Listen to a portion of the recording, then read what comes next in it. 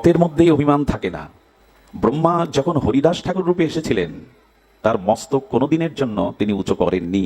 আমি আজ এই জন্য ওই ব্রহ্মস্তুতি থেকে ব্রহ্মাজির পরবর্তী যে ভক্ত অবতার ঠাকুর নামাচার্য হরিদাস, সেই ভক্ত চরিত্রই একটু সামান্য আস্বাদনের ব্রতী হব।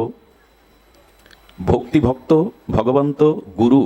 যে ভক্ত, ভক্তি, ভগবান এবং শ্রীগুরু নাম চারটি, কিন্তু তত্ত্ব তো এক। এদের স্মরণ নিলে বিপদ নাশন হয়, এদের স্মরণ নিলেই অভিমান দূরীভূত হয়ে বিশুদ্ধ প্রেম ভক্তি হয়। স্বয়ং ভগবান ভক্তরূপ পরিগ্রহ করবেন কেন? শ্রীকৃষ্ণ চৈতন্য মহাপ্রভু ভক্ত অবতার, তিনি ভক্তভাব অঙ্গীকার করবেন কেন? বৈরাগ্য বিদ্যা, নিজ ভক্তিযোগ দানের জন্য ভগবান কেন কোন দুঃখে ভক্ত হবে? ভগবান ভক্ত হবেন এই জন্য, ভক্ত হলো আশ্রয় তত্ত্ব। আশ্রয় তত্ত্বে না এলে ভগবানের মাধুর্য, ঐশ্বর্য, সৌন্দর্য আস্বাদন করা যায় না। বিষয় তত্ত্বে থেকে ভগবানের অনন্ত ঐশ্বর্য, মাধুর্য আস্বাদন হয় না। এই জন্য ভগবানও প্রয়োজন বোধ করলেন ভক্ত রূপ ধারণের জন্য, ভক্ত ভাব ধারণের জন্য। আমাদের যা কিছু চেষ্টা, যা কিছু প্রগতি, ভক্তির ক্রমবিকাশ, সবকিছু ভক্ত সঙ্গ থেকেই আসবে। সামান্য সেই ভক্ত চরিত্র যেটা এখন স্মরণ এলো, সেটি আমাদের নাভাজি গোস্বামী, তিনি ভক্তমাল চরিত্রে বড় আদর করে উল্লেখ করেছেন। রুহিদাস এই ভক্ত চরিত্র কেন জানি না মনে এলো, একটু ভক্ত চরিত্র আস্বাদনের ব্রতী হলাম। এই রুহিদাস নাভাজি তার ভক্ত চরিত্র দেখিয়েছেন।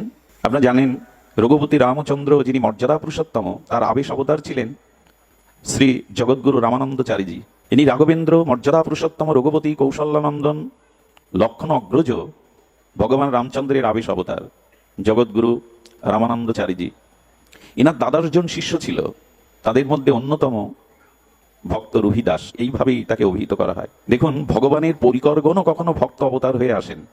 ইনি ছিলেন সাক্ষাৎ ধর্মরাজের অবতার। রুহিদাস কে ছিলেন? ধর্মরাজের অবতার। ভগবানের পরিকর গণ ভক্ত রূপে অবতীর্ণ হন। আস্বাদনটা ভক্ত ভাবেই, ভগবানের অনন্ত ঐশ্বর্য, মাধুর্য, সৌন্দর্যের আস্বাদন। এই জন্য ব্রহ্মা গুণবর্ত থেকে ব্রজে গিয়ে ভগবৎ প্রীত হোক লীলাতে অপরাধ করলেন, কিন্তু সেই ব্রহ্মা ভক্তভাব অঙ্গীকার করে যেন নামাচার্য হরিদাস হলেন, মাথা উঁচু হলো না, ওখানে কোনো বিঘ্নই নেই। এই জন্য রুহিদাস সাক্ষাৎ ধর্মরাজের অবতার। পূর্ব কথা বড় মাধুর্যময়। মানসিক ব্যস্ততায় যদিও আমরা সার সংক্ষেপ সূত্রগুলোই উল্লেখ করছি। এই জগৎগুরু রামানন্দচারীজি তিনি একজন ব্রহ্মচারী বালককে রেখেছিলেন। এটা রুহিদাসের পূর্ব ইতিকথা, পূর্ব জন্মের। এই ব্রহ্মচারীর কাজ ছিল বাবার জন্য তারা নিজে স্বপরিপাকী হয়ে ভগবানকে নিবেদন করেই পান। এই ব্রহ্মচারীকে, যিনি পূর্বজন্মের, রুহিদাসের পূর্বজন্মে রামানুজাচার্যের শিষ্য, একান্ত অনুগত ব্রহ্মচারী, এই কিশোর তিনি ভিক্ষায় যেতেন। তার উপরে নির্দেশ ছিল রামানন্দচারীর যে উপবিদধারী, ত্রিসন্ধ্যা গায়ত্রী, নিষ্ঠাবান, সদাচার সম্পন্ন ব্রাহ্মণের গৃহ থেকে ছাড়া ভিক্ষা নেবে না। কিন্তু এই ব্রহ্মচারী পথ দিয়ে যেতে যেতে একটা বৈশ্য দোকানদার, তিনি প্রতিদিন তার চরণ বন্দনা করে অনুরোধ করতেন, গোসাই, বাবাজির জন্য একটু আটা, একটু ডাউল, একটু ঘৃত, একটু মেওয়া দয়া করে যদি নেন। বলে, এটা নিষেধ আছে, নেওয়া যাবে না বাবা, তুমি বারবার অনুরোধ করবে না। হঠাৎ ঝড়ো ঝড়ো ঘন ঘটা বরিশন এলো, ঝঞ্ঝাবাদ এলো। সেই বৈশ্য দোকানদারের আর আলায় একটু দাঁড়িয়েছেন এই ব্রহ্মচারী। বললেন, বাবা আজ আর কি করবেন? ভিক্ষায় যেতে পারবেন না, দুরবস্থা। আরে আমার পরিচয় গোপন রাখুন, বাবাজির জন্য একটু আটা ঘৃত তো নিন। দেখলেন উপায় নেই, আজকের দিনে আর অন্য জায়গায় ভিক্ষা যাওয়া সম্ভব নয়। উনি গোপন করে বাবাজিকে ওই ভিক্ষালব্ধ আটা দিলেন, সবজি দিলেন। ভোগ লাগাবার পরে রামানন্দচারী তার অনুভূতিতে অনুভব করতেন যে ভগবান এসে ওটা গ্রহণ করছে, কিন্তু সেদিন আর ভগবান আসলেন না, গ্রহণও করলেন না।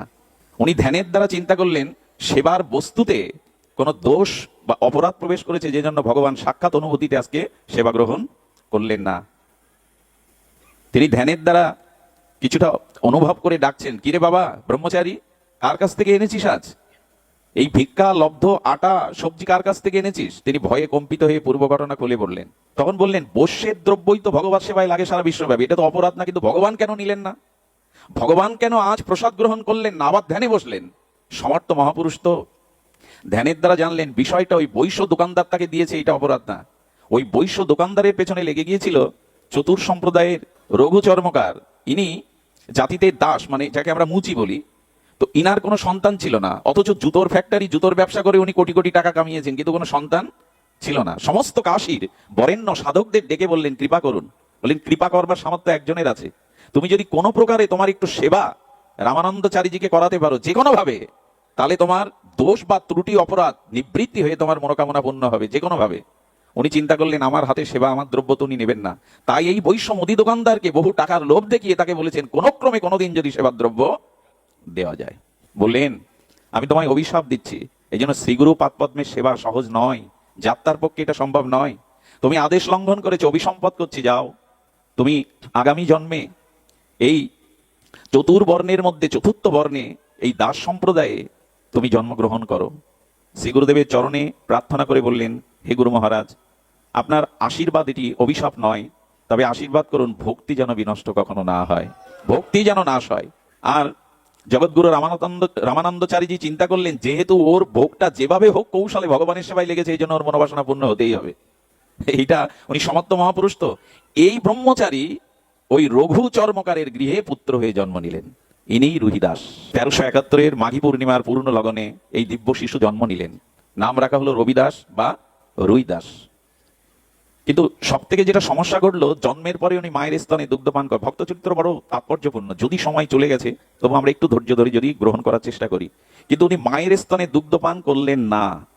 শিশু যদি ভূমিষ্ঠ হওয়ার পরে এখান থেকে 600-700 বছর আগে, তখন তো এরকম ফ্যাক্টরির দুধ বেরোয়নি, তো মায়ের দুধ পান না করলে তো শিশু মারাই যাবে।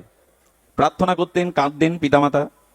হঠাৎ একদিন শ্রী গুরুদেব জানলেন যে ওই রঘু চর্মকারের গৃহেই আমার আশ্রিত শিষ্য জন্ম নিয়েছে শিশুরূপে।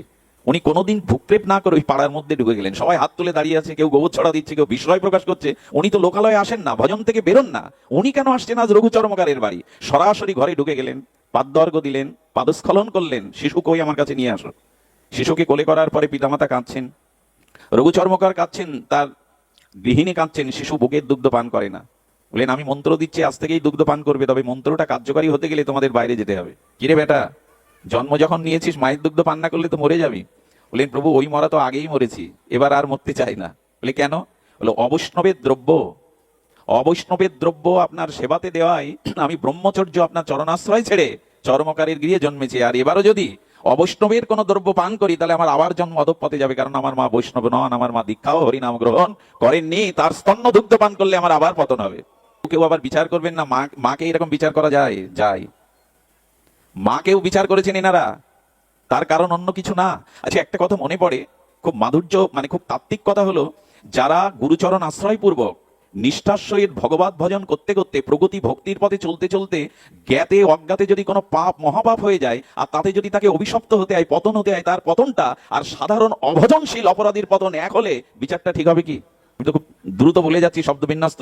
একজন সদ্গুরুদেবের চরণ আশ্রয় করেছে, নিষ্ঠার সহিত হরিনাম ভজন করছেন, তিনি যদি কোনো মহা অপরাধ মহাপাপ করেন, আর যিনি গুরুচরণ আশ্রয় পূর্বক প্রগতি ভজনের পথে আসেননি, বিষয়াসক্ত যে, তার অপরাধের সাথে এক হলে বিচারটা কি, ন্যায়টা কি এক হবে? শুনে রাখুন, যারা সদ্গুরুদেবের চরণ আশ্রয় করেছে, যারা ভজন পথে আছে, সাধু সঙ্গে আছে, তাদের যদি মহা কোনো অপরাধ পাপ হয়ে যায়, গোবিন্দ বললেন, আমি অঙ্গীকার করছি তাদের নরকগামী কোনোদিন হতে হবে না, তারা নরকে কখনো যাবে না, তাদের আমি নরকে কখনো পাঠাবো না। তবে হ্যাঁ, এই অপরাধের কারণে তাদের ঘর পরিবর্তন হতে পারে, দেহ পরিবর্তন হতে, স্থান পরিবর্তন হতে পারে, কিন্তু তাদের ভজন কখনো নষ্ট আমি করব না।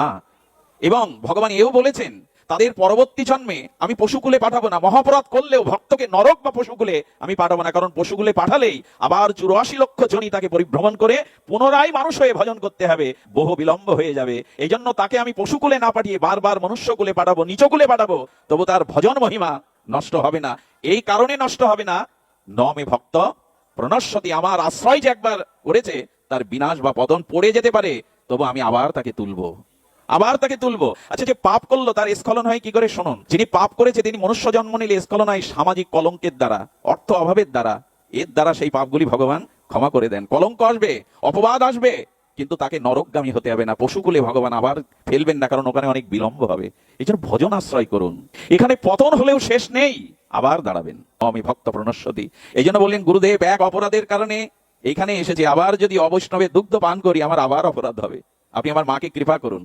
মন্ত্র দিলেন আবার এই রহিদাসের কারণে, মা বাবাকে ডেকে বৈষ্ণব মন্ত্র দিলেন, দীক্ষা দিলেন, সেই দিন থেকে শিশু আবার দুগ্ধ পান শুরু করলো। এই জন্য যারা ভজন জীবনে আছেন তাদের অবশ্যই উচিত শুদ্ধ ভজনানন্দী সরল প্রকৃতি নিষ্কট ব্যক্তির হাতে সেবা নেওয়া, গ্রহণ করা। এটি মহাজনরা এই জন্য এই বিধিগুলো অটুট নিয়মের দ্বারা পালন করেন, শুধু এই জন্য। আবেগ দিয়ে ধর্ম হয় না। রহিদাস বড় হতে থাকলো, 12 বছর বয়স হলো, আমি ক্রমটা দ্রুত বলে যাচ্ছি। যখন 12 বছর বয়স হলো তখন কি করলো জানেন? এনার পিতার তো জুতোর ব্যবসা, আর বহু টাকা কাশিতে রোজগার করেছেন, সিন্ধুকের মধ্যে সোনা দানা টাকা সবসময় সুরক্ষিত থাকতো তিজুরির মধ্যে। ও করেছে কি, চাবিটা চুরি করে রুইদাস তার থেকে মুটো মুটো সেই সোনা দানা টাকা নিয়ে পকেটে পড়ে চাবিটা আবার জায়গায় রেখে দিয়ে কাশীর গঙ্গার ঘাটে যেত। যে সাধুর কোমণ্ডল নেই তাকে কোমণ্ডল কিনে দিত, যে সাধুর বস্ত্র ছিঁড়ে গেছে তাকে বস্ত্র কিনে দিত, সাধুদের ঘরে ঘরে আহার্য সবজি চাউল কিনে দিয়ে যেত। এটা চলতে চলতে মার চোখে ধরা পড়লো।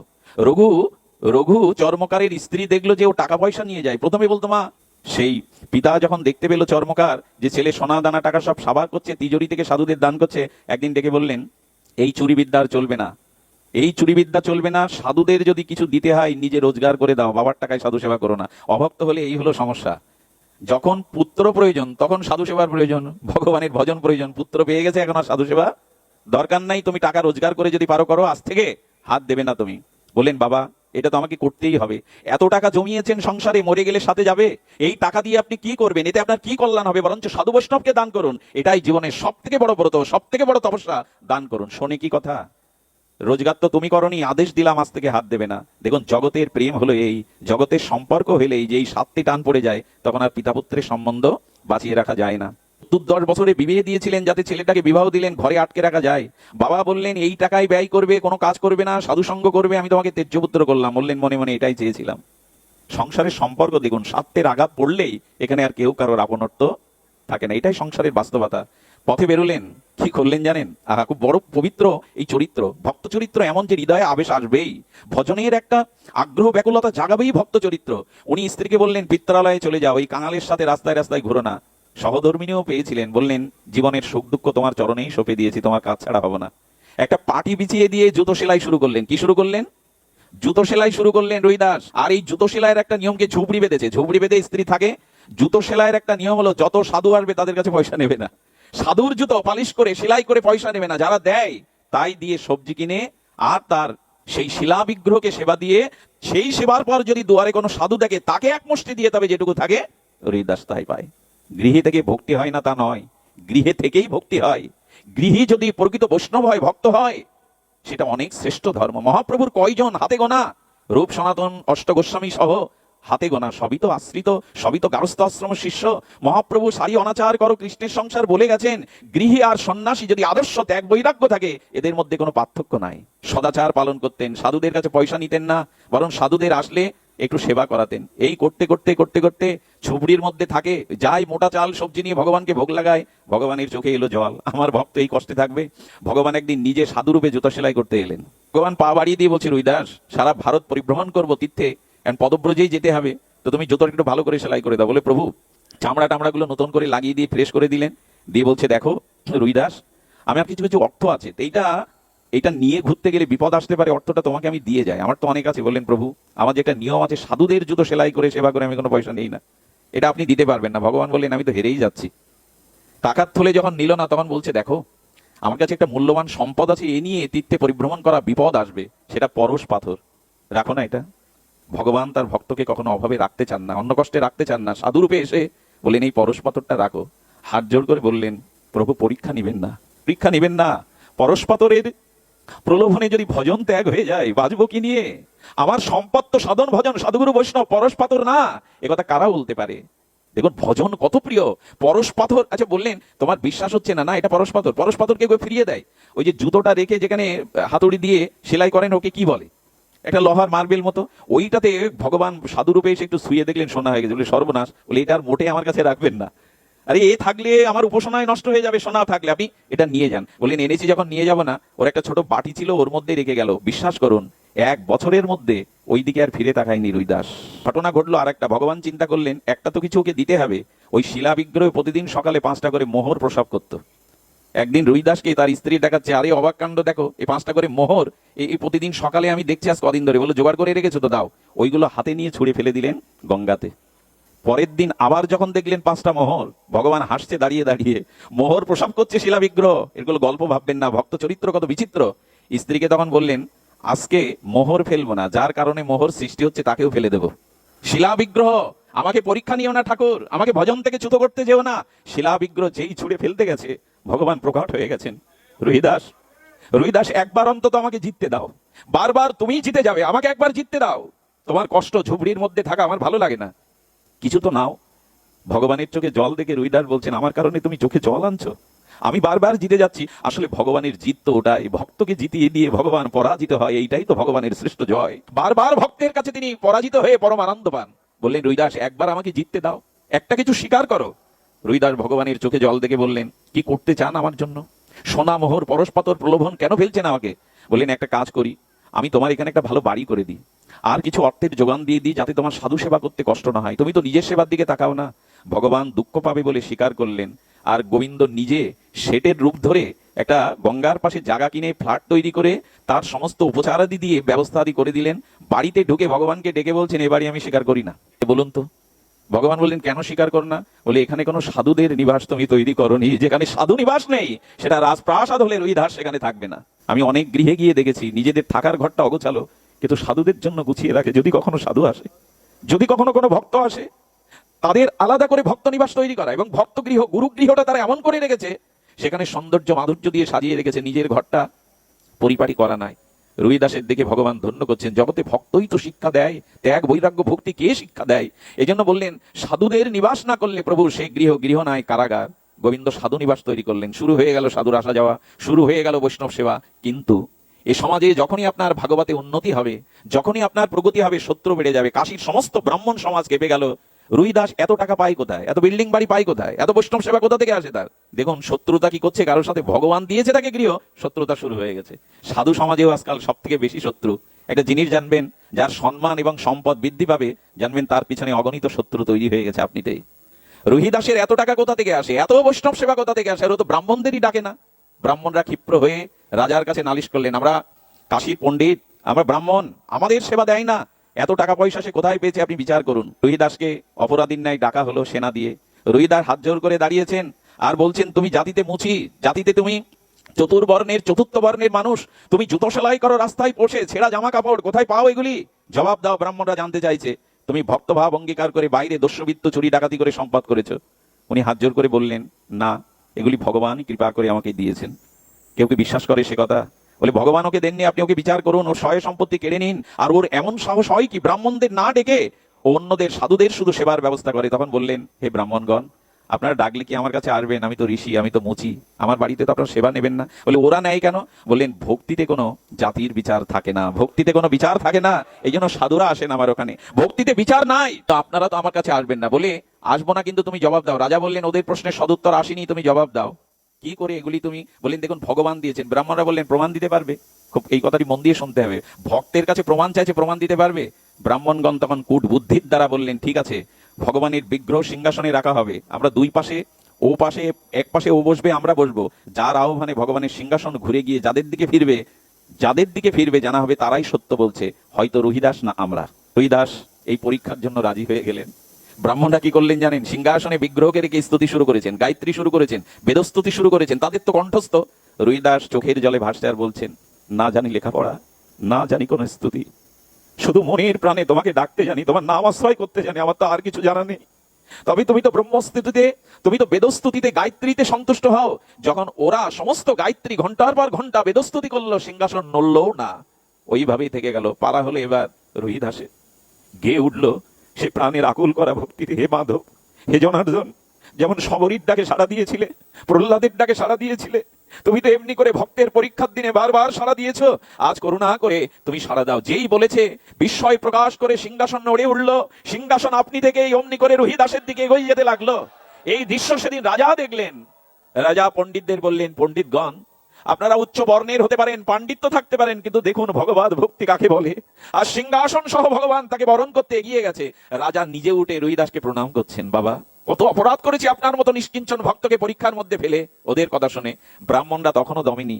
তখন বললেন, ঠিক আছে, ওর ভক্তি আছে, কিন্তু ও তো ব্রাহ্মণ না, ও ভগবানের সেবার, শিলা বিগ্রহ সেবার কি অধিকারী? লক্ষ্য করুন, বলেন ব্রাহ্মণের কথা বলছেন। রুহিদাস মুখ খুলেছে, ব্রাহ্মণের কথা বলছেন। তবে দেখুন, আমি 7 জন্ম ব্রাহ্মণ ছিলাম। কয় জন্ম? 7 জন্ম ব্রাহ্মণ ছিলাম। এই জন্মে একটি অপরাধের কারণে আমি এই ঘরে এসেছি। বলে, প্রমাণ কোথায়? কি করলো জানেন? ছুরি নিলেন, ছুরি নিয়ে বুক চিরলেন, বুকের ভেতর থেকে, হৃৎপিণ্ড থেকে সোনার উপবিদ বের করে আনলেন কয়েকটি। এই দেখুন, আমি পূর্ব জন্মে ব্রাহ্মণ ছিলাম। ব্রাহ্মণরা মাথা নিচু করলেন, জানলেন ইনি সাধারণ ভক্ত নন। এই জন্য ভক্তের কোনো জাতি বিচার কখনো করবেন না। হয়তো পূর্ব জন্মে তিনি আমার থেকে সুবর্ণে ছিলেন, কোনো অপরাধের কারণে এসেছেন। এই জন্য ভক্তকে অন্তত জাতকুলের কৃষ্ণ ভজনে নাই জাতি কুলাদি বিচার। আজও সমাজে চলছে সেটা, কিন্তু উচিত নয়। এমনি করে রুহিদাসের যখন ব্যাপ্তি ছড়িয়ে পড়লো, ঘটনা ঘটলো। আরো একটি ঘটনা দেখুন, এক পণ্ডিতজি জুতো সেলাই করতে যান, রং লাগাতে যান, আর সেই পণ্ডিতজি রাস পণ্ডিত কাশীর। তো তিনি যখন যান, রুহিদাসকে বড় ভালো লাগে। রুহিদাসকে তখন বলছেন, আচ্ছা তুমি যে অর্থকড়ি নাও না, কেন নাও না, চলবে কি করে? তখন বললেন, দেখুন গোবিন্দ এই সেবা দিয়েছেন আমাকে, আমার কি মনে হয় জানেন? চামড়া দিয়ে না, আমার মনে হয় আমার গায়ের চামড়া দিয়ে যদি সাধু বৈষ্ণবের পায়ের জুতো হতে পারতাম, আমার ভজন, আমার সাধন সফল হতো। আমার মন চাই। সেই কুঠুরিতে চামড়া ভিজিয়ে রাখতেন, যখন প্রয়োজন হতো থেকে নিত। পণ্ডিতজি বলছেন, কাশীতে বাস করো রুইদাস, তা একবার গঙ্গা স্নানে যাও না কেন, চলো আমার সাথে চলো।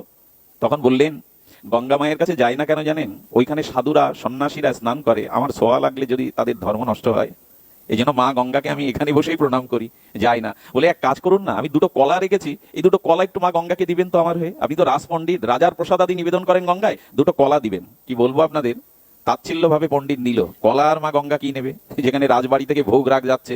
পূজারতির পরে উনি মনে করেছেন কলা দুটো ফেলেই দেই, একে আর গঙ্গাকে কি দেবো। কি বলবো আপনাদের, কলা বের করে যে হরিদাসের ভাবনাটা এসছে, কলাটা ফেলতে যাবে, গঙ্গার মধ্যে থেকে সাক্ষাৎ প্রতিপাবনী গঙ্গা হাত বাড়িয়ে বলছেন, ফেলো না, আমায় দাও, ফেলো না, ওটা ওটা ফেলবার জিনিস নয়, আমার রুহিদাস আমাকে দিয়েছে, দাও। আশ্চর্য হতে হয় ভক্তির মহিমা। মা গঙ্গা নিজে এক হাত বাড়িয়েছেন, তার সেই দিব্য চিন্ময় হস্ত সবাই যেন গঙ্গার ঘাট আলোকিত হয়ে গেছে। থরথর করে কাঁদছে রাজপণ্ডিত, কার জিনিস ফেলতে গেছি। ভক্তের দ্রব্যের মধ্যেও ভক্তি থাকে। দাদাজি যেখানে গিয়েছিলেন, এরপরে মহাপ্রভুর কথা আছে, দেখুন ভক্তের দ্রব্য বস্তু, ব্যবহৃত বস্তুর মধ্যেও ভক্তি থাকে। মনে পড়ে আপনাদের, কাজী উদ্ধারের দিনে মহাপ্রভু সংকীর্তনরত হয়ে ফিরছিলেন নবদ্বীপের। প্রতিটা কদলী বৃক্ষ আলপনা আঁকিয়ে মঙ্গল ঘাটে স্থাপন করে সবাই চিন্তা করছে, কাজী উদ্ধার হলো, প্রেম বিতারণ হলো, প্রভু যদি আমার ঘরে ঢোকে, একটু আমার আঙিনায় আসে।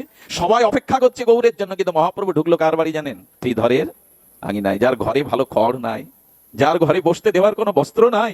শ্রীধর ভক্তিতে কাঁপছে আর কাঁপছে, গৌর হরি, হে গৌর সুন্দর, তুমি এলে, তোমাকে বসতে দেওয়ার মতো কোনো আশ্রয় আমার কাছে নাই।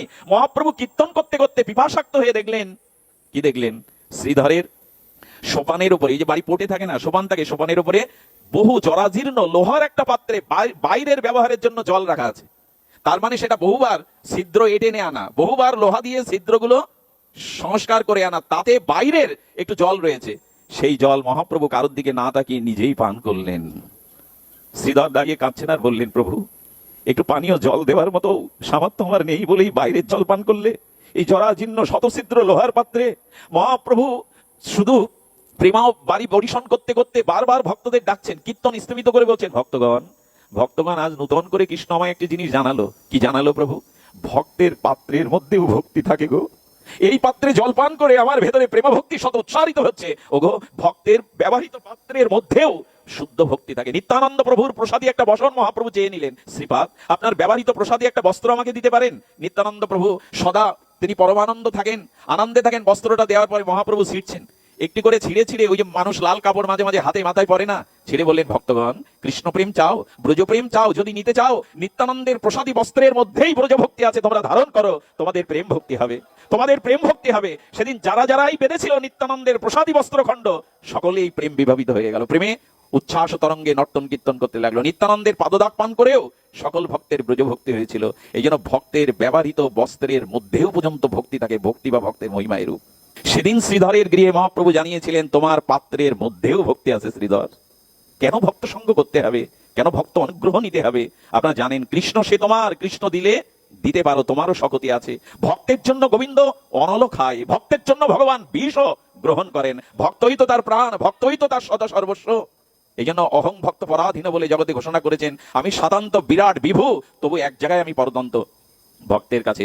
সেদিন মা গঙ্গা বললেন, ওগো পণ্ডিত, ওগো পণ্ডিত, আমার এই বালাটা নিয়ে যাও, এই দিব্য বালাটা আমার রুহিদাস ভক্তকে দিয়ে দিও। মা খুশি হয়ে বালা দিলেন। চিন্তা করলেন, এরকম বালা আমি আমার বংশে কখনো দেখিনি। বালাটা গোপনে রেখে দিলেন, আর রুহিদাসের কাছে পণ্ডিত কোনোদিন গেলেন না।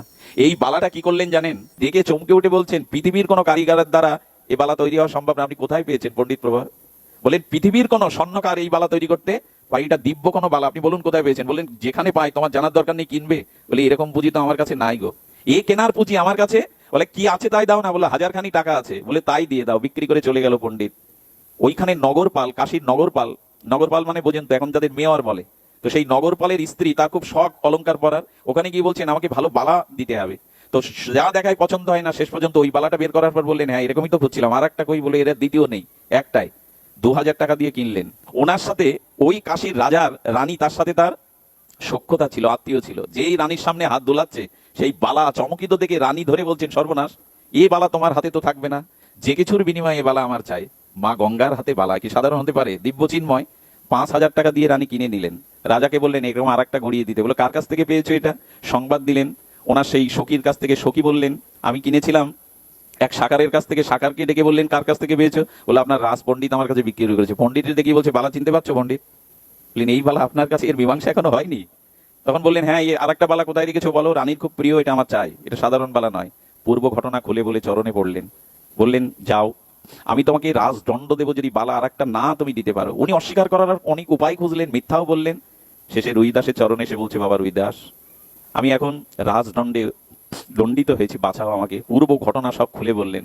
রুইদাস বললেন মন চাঙ্গা তো কঠোরিতে, এই প্রসিদ্ধ বাণীটা খুব চালু আছে যে মন চাঙ্গা তো কঠোরিতে গঙ্গা। বলে গঙ্গা দেবী মা আপনাকে দিয়েছিল, আর একটা চাইতো, ঠিক আছে হে মা গঙ্গে, ওই কঠুরির মধ্যে যেখানে চামড়া ভিজানো থাকে স্তুতি করছে মা।